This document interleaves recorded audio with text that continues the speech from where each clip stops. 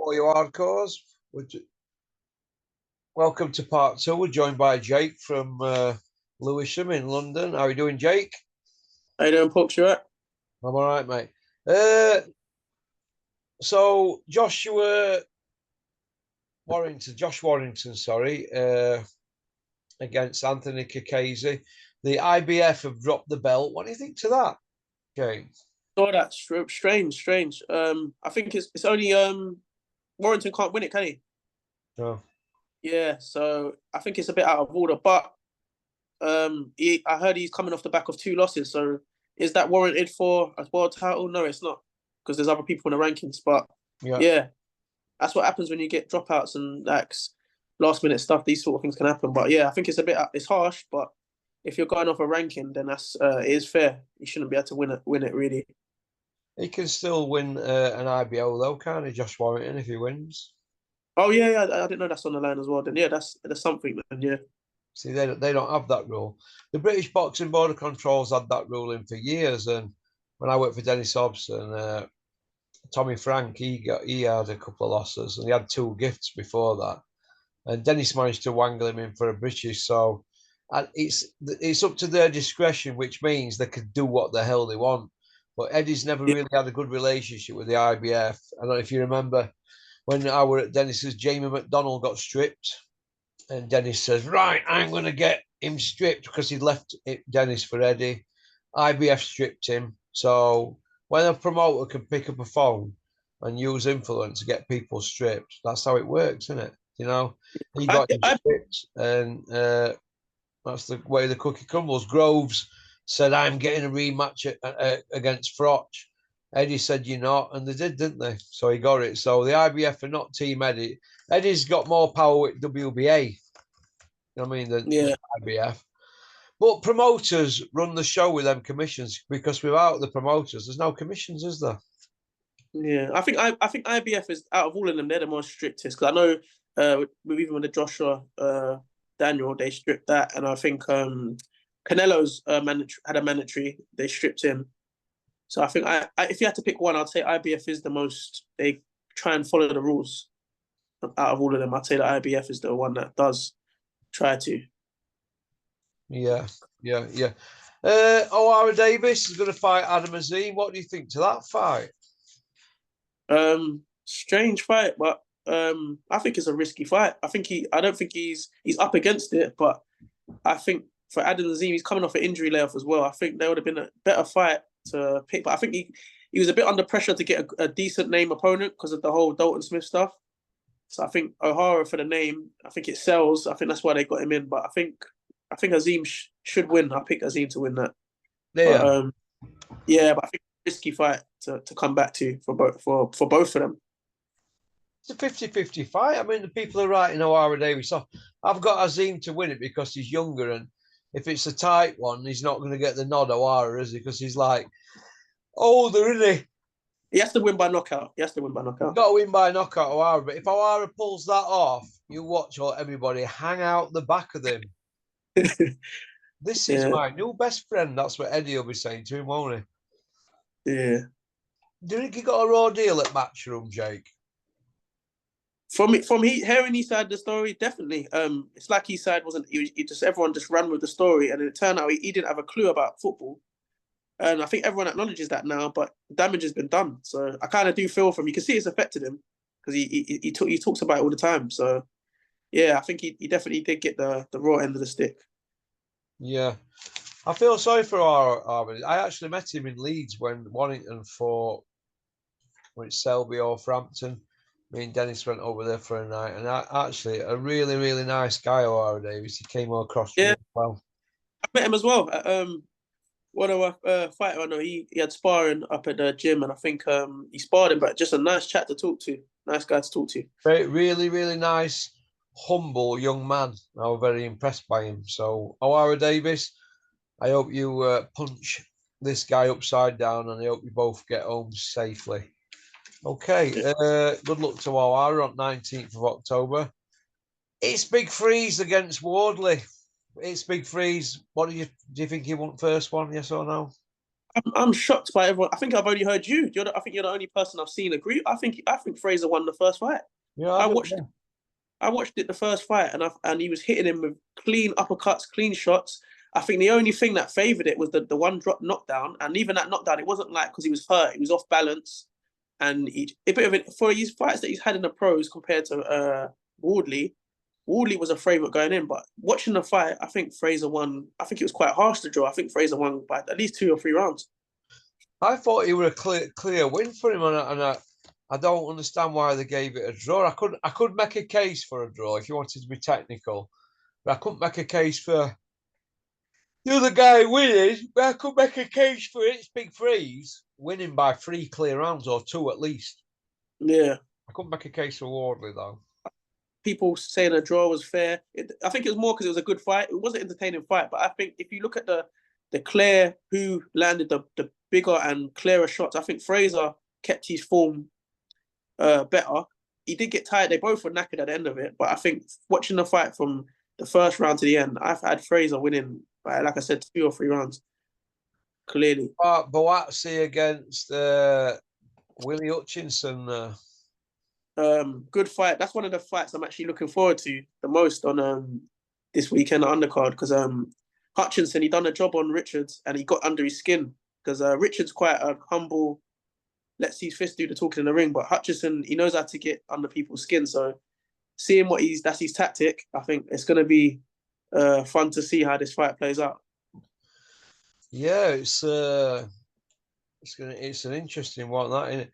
What's happened to Sonny Edwards lately? Because he's just come out recently and he's slagging Robert McCracken for being involved with Joshua and Froch while taking a wage from EIS, amateur scene, and being in charge at Team GB, which in rulebook's not allowed.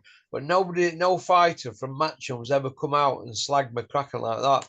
Do you think he's been given bullets to fire by Eddie because Eddie and Joshua fell out with McCracken? Nah, first I'm hearing of it, Paul. I've not even heard about. Yeah, it's on IFL if you look today. Yeah, I'm gonna have a look at that. That's quite. I'm shocked by that because yeah, you don't really see too many people coming for Rob unless it's hardcores that know their stuff and know certain things. So yeah, I've not seen that, but I'm gonna definitely watch that. Yeah, it's interesting, that one. Did you ever read Frampton's book? No, but after what O'Hara done the other day, bringing it out, I'm definitely gonna buy it. I've had a couple of extracts sent me from it, and I mean, this kind of thing goes on all the time, I suppose. But when you're a big business, because Frampton were big business for a few years, one of your box office. Yeah, he was. Yeah, go on. He sell out stadiums, Frampton. So yeah, he was.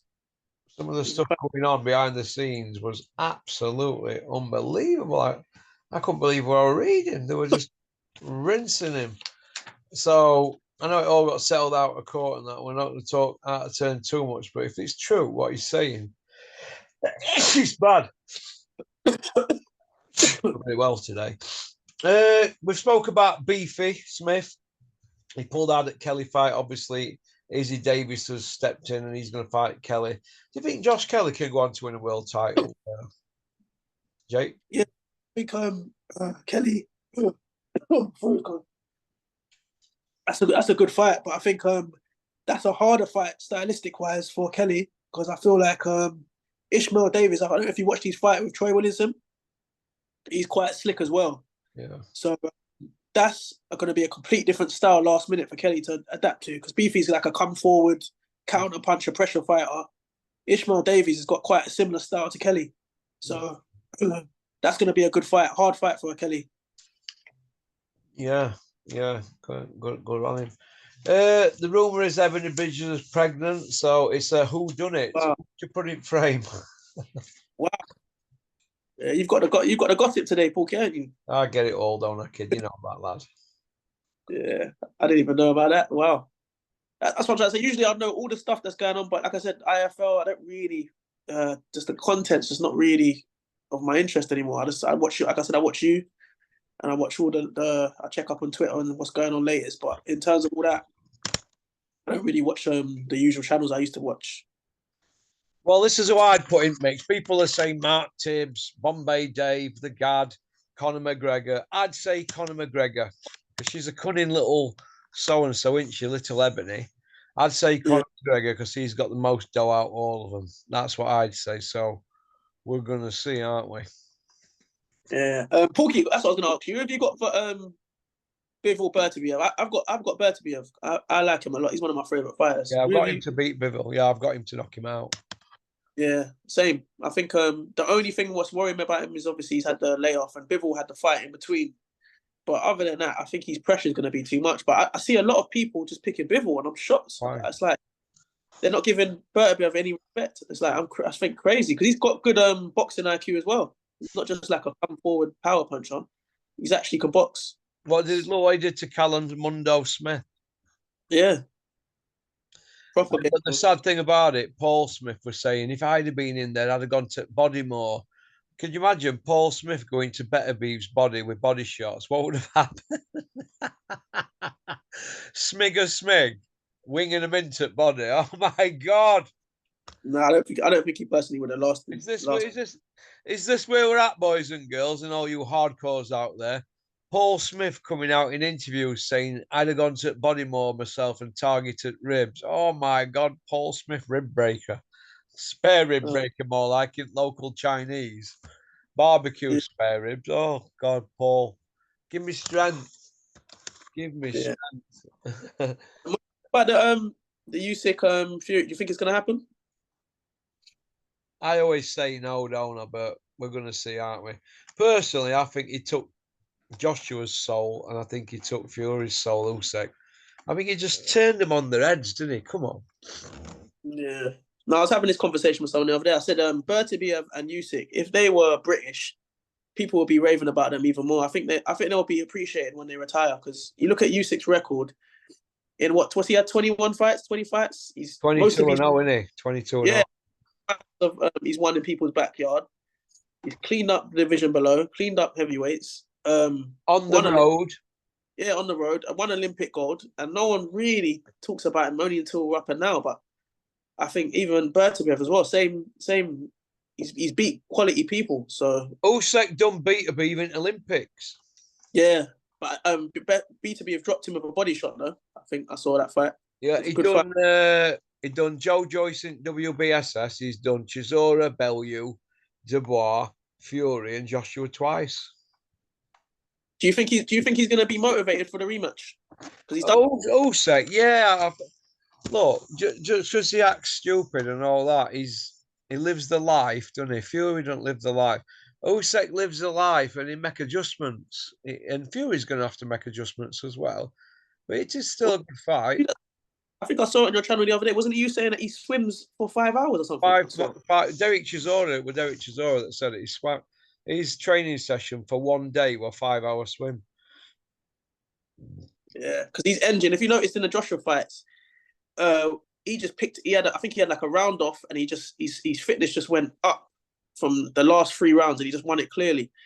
He's got a good engine. If you look at him, right, what he does, he tends to come out, starts quick as an heavyweight, and then he takes rounds off.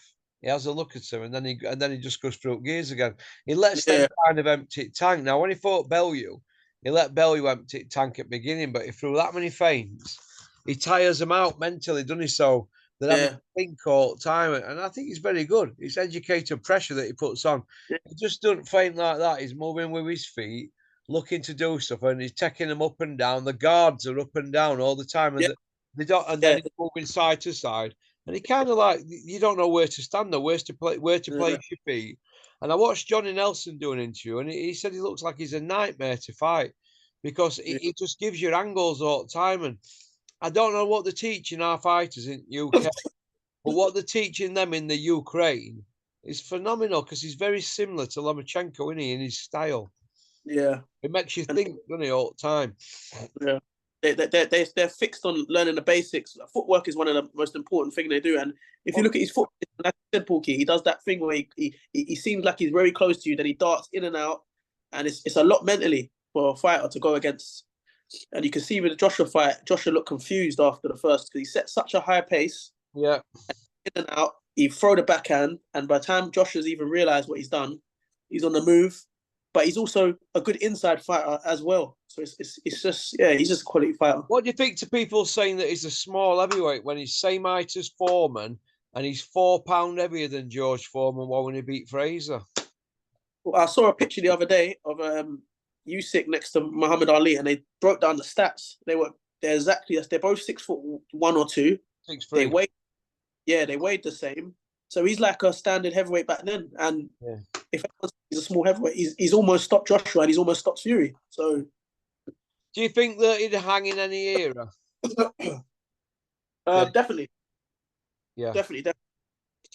I'm looking at his CV. I know I seem to go on about it. 350 amateur fights, 15 losses, 335 wins. Rematched 11 of them. One of those 4 he couldn't get his hands on was Sean Porter, who has a win over him at middleweight. That's £165. But he's cleaned up, as we said, undisputed cruiser and heavyweight, all on the road, and he's took eight wins over world champions as well. And I think, is it 4 or 5 of them? He took the zeros on his record. He's got 4 or 5 top level zeros took. So he's a very, very, you don't get any serious other than this guy, and he's a southpaw as well. Yeah, so lefty. Yeah.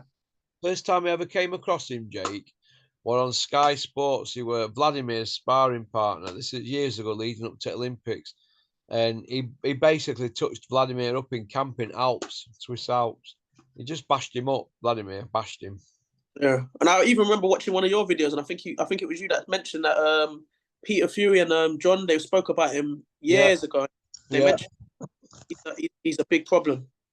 Massive problem. I'll tell you when that were. That was Tyson was world champion. He beat Vladimir, and it was about 7 or 8 months after that, and we were all sat around in the gym after training. Me, Tyson, Robin Reed, Dave Allen. He went over with me that day. I'll never forget, because I had a blue Mazda Sports at the time, and I took Dave Allen about 140 on the way back, and he absolutely shited his pants. Oh, Porky, slow down! In that right white rhino. But we were sat there, and they were reeling off names. And Tyson, you know how braggadocious Tyson is. He's a bum, he's a bum, he's a bum, he's a bum. Everybody were a bum who you mentioned. Joshua, Louis Ortiz, a lot of them, all them around that time. Dylan White, Chisora. And then I saw about Usyk. Tyson went, never said oh. And Peter went, oh, he's a very, very, very serious operator. And that were before mainstream even knew Usyk. So they were switched on about him then. So when he was mentioned, and Tyson never said he were a bum, I took something from that as if to say they're going to meet one day and it'll be a proper fight. Because obviously Tyson can fight. I know I give him a bit of stick on here, but he can fight. But I think Tyson's always known, look, Usyk's the real deal. If Usyk's a Rolls Royce, Tyson's maybe a Bentley, you know, that kind of thing. Yeah. Usyk, if you remember, go on, after the fight, he beat Tyson. I don't know if you saw it in the ring after. He said to Tyson, "I've been watching you since you was European champion. Yeah, he's been studying, waiting to fight him. So Usyk always knew, even from a cruiserweight, he was going to eventually move up and face him and beat him. He said that to him in the ring after. Yeah, well, he's seen every style, hasn't he, Usyk, when you think about it. Yeah. Okay, Carl Froch's come out and he said that if Dubois beats AJ's finished. What do you think to that, Jake? Do I think he's going to be finished, or do I think he will fight again after? You ask me. Do you think? Well, I think he's already finished at top level, Joshua. I mean, the patching him up here with this IBF, it's by default, isn't it? If he pinches that belt, if he gets that belt, it's by default. I mean, Eddie's going to go freeweight world champion like Muhammad Ali, but his record's nowhere near Ali's. Ali's probably got about 10 or 15 more wins than him that are better. Do you know what I mean? His record's deep, Ali, isn't it? Floyd Patterson, 1956 gold medalist. Ali won it in 60. He won a medal gold. Fraser in 64. Foreman 68. Spinks 76. Beat all them. And his last fight were against an Olympian from 1980 Olympics, Trevor Berbick. So Ali's fighting guys from Olympic medals, from Olympians from 50s to 80s. So Ali's record's deep. And then you look at Joshua's, Povetkin, Pulev. Pulev's his last decent win at a world title. Pulev's his last world title win. pull off an old man like that, old fart. Do you know what I mean? Well, if you look at Usyk's record from cruiserweight to heavyweights, it's ridiculous. But then you can question Tyson's. I've always said that I rate Tyson as a quality fighter, but the McDermott one, I think he lost. His dad said he lost, apparently. Wilder first one. Yeah, he got extra count. Wallin, that could have been, if he wasn't a top ranked fighter, that would have been waved off. Yeah. So, I think it's just a poor error as well. I think it's a combination of a poor error. But I think the Fury Joshua fight, if they don't make that, even if they make it when they're both past their best, I think if they don't make that fight anyway, just for the public's sake, it'll be embarrassment for the promoters. You know what I'd like to see? You know, if they can't make it at boxing and 5 years down the line, they're all retired and blah, blah, blah. I'd like to see them just get at it in cage on a Dana White show. Do you know what I mean? Because they've got to fight. Sooner or later, they've got to do the do, haven't they? Yeah. Would you still like to see it? Hey? Would you still like to see it, the Joshua? If both of them lose their next fight, would you still like to see it? Yeah, we'd still say we'd buy it, wouldn't we? But it loses. It's already lost its sparkle, and it really is an elite fight, and a bit like Manny Pacquiao had been knocked about any by the time they got to Mayweather. You know. Yeah. It's a shame, really, but it's all about money, isn't it? And they just want to use it as that'll be the last ever fight that they both have. So you could say that fight might not happen for at least another 2 or 3 years. You know? Yeah, definitely. Because they've had us on hook all that time. They keep having us on up. Oh, we can't get him. He's on up. Oh, we've lost it again. That's what happens, isn't it? Yeah. Okie dokie. Well, we'll finish on this. I don't know if you've followed this. Gary Sykes, who was trained by my friend Julian McGowan, won his belt outright, but the board have not given him his belt due to a clerical error, saying one of the defences was voluntary and not a mandatory or something, blah, blah, blah. The Carl Johansson one. I mean, as if Carl Johansson's not an hard enough fight as it is. Do you think the board should give Gary his belt? Well, I thought voluntary is included in. I've always not. Isn't it included in it? I might have that wrong. It's something to do with a clerical thing. Whether a certain fighter who were fighting pulled out, so somebody else stepped in. I think it was, and they said, "Oh, that don't count as a defence," but they fought it that way, and it was still a British title defence. But they're saying it don't count as a defence, as a leading to have the belt outright. In other words, what they do it so they don't have to give the belt away, because the belt's a fortune to make, because each individual belt on the buckle, it's hand painted. You know? So, but I'd be willing personally to pay for the belt myself. Me and Julian would pay for it ourselves, just so Gary could have his belt. Do you know what I mean? Well, that's what you're saying. The story is, if it was actually sanctioned as a British, given the belt. Yeah, exactly. But they're not giving him it, and they took a belt off him on his next fight. They took it off him half an hour before he went in, and he lost that fight. But they said he had to win that fight for it to be outright. But he'd already thought he won the belt outright. So I just think it's in bad taste from Roberto Smith. 17 years at the helm. But to be fair to him, he did send Gary 500 quid last Christmas, you know, because they have like a fund for fighters that are struggling. But I just think that hopefully it doesn't happen, touch wood. But I think Gary will go downhill, because he's already lost his way a little bit, you know, in life. Yeah. I'm really talking about it other than you. I've not really heard it other than when your channel. Nobody seems to be beating drum. There's only me beating drum about it. I want to go down to offices at Cardiff, me, and put it on me. It bothers me this, because I've met the kid. Do you know what I mean? And I remember years ago seeing him in Club Barcelona over near Leeds one night. And I remember people saying Gary Sykes is over there, and I'm seeing him sat there, had blonde streaked hair, 6-pack and all lot, blue eyes, who were there with all these chicks around him. I thought, go on, lad. He looks like he's living it large. And to see him now is a shell of a fighter, you know, a shell of a fighter that he were. Yeah. And I just think that it's in bad taste, and I'd like to see Gary get his belt, you know, and I'd like to see the board at least sign off on it and say, yeah, I can have that belt outright. Then we'll go back getting the money together, you know, for Gary's belt, you know, to have one made. That's how I look at it, but just leaves a bad taste in my mouth, Jake. I just wonder what your thoughts were on it. Yeah, I think even just out of goodwill, like, they should just do that, because like you said, how you're saying he's in a bad way now. That something that small as that could make a big difference to him. So, yeah. You know, is it record books? Him and Andy Morris, when they fought, they both threw I'm not sure exact. I think it was about 2,500 punches they threw over a full fight, pair of them. and I don't think that'll ever be beaten in a fight for punches from.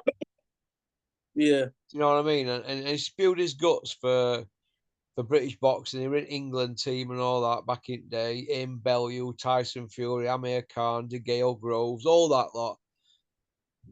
Just leaves a bad taste in my mouth, and I know it leaves a bad taste in his trainer's mouth, Julian McGowan. And I just want to see it put to bed now by board.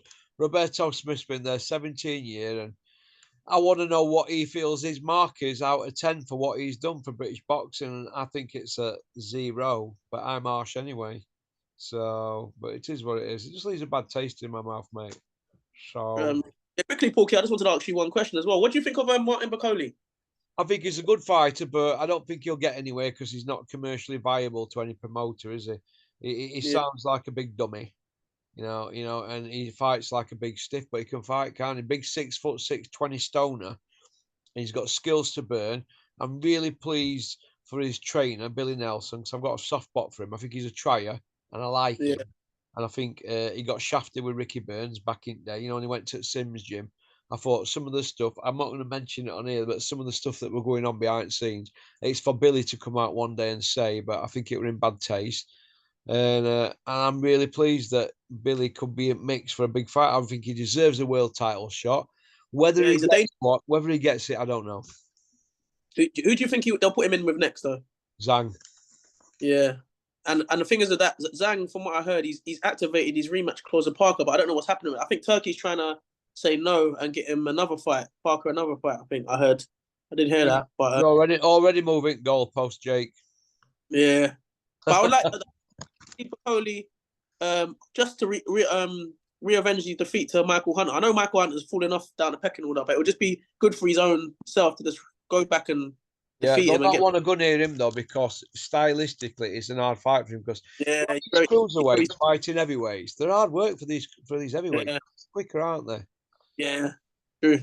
Look at the nightmare that Jack Massey gave Parker. He gave Parker nightmares for 4 of them rounds. You gave it Parker 6 rounds to 4, but Jack Massey fought out in his skin. And let me tell you this: if he'd have been a little bit more settled at that weight, another year down the line, that would have been a different fight, I think. Definitely. I'm personally, I rate Parker. He's improved a lot, but I've never really rated him. I think he's just always out of the way. He's just got a really negative style, and I just think he's been carefully managed. He's been well managed. I give credit. He's been well managed recently, and he's beat Wilder when Wilder shot to pieces, and he beat Zhang when really Zhang just switched off after he knocked him down. I think Zhang just took his foot off the gas once he got the 2 knockdowns. But I think I've never really rated Parker personally. I think I don't know what it's something about him. I've just never really rated him. Stinkinator, I call him, mate. Whichever fight he's in, he stinks out the arena, Joseph Parker. Joseph Parker, if you're watching, you're the Stinkinator. So that's about it. All right, then, Jake, listen, you have a great week. Take it easy, Paul. After fights this weekend. You want to come back on? Yeah, definitely, man. It'll be good to get back on, man. You take care, Jake. Yeah, take it easy. Mate, bye.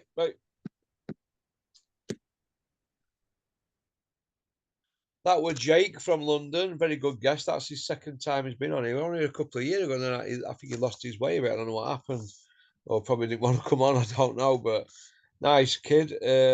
Speaks very clearly. Never done hammer anybody. Unlike moi, all brain dead here. So I think that's about it, really. I'm going to go training now. And get his veg lasagna tonight and a Guinness. Doctor says to me, Russell, why don't you have a Guinness a night? So I have 1 or 2 Guinness a night. That's about it. I'm not a pussy like Peter Fury with blackcurrant. Only joking, Peter. Hope you're well. That's about it. Big shout out to my mate, Frank Smith. I'll see you in a couple of weeks up in Bury, and we'll have a night out. All right, mate? Okie dokie. Thanks for liking and subscribing and leaving a comment. Booyaka. Don't forget Porkers International. We've got Barbara the Blade coming back. Ooh, she's not happy lately with season ticket prices or the pies at Bramall Lane. Okie dokie. Well, peace out.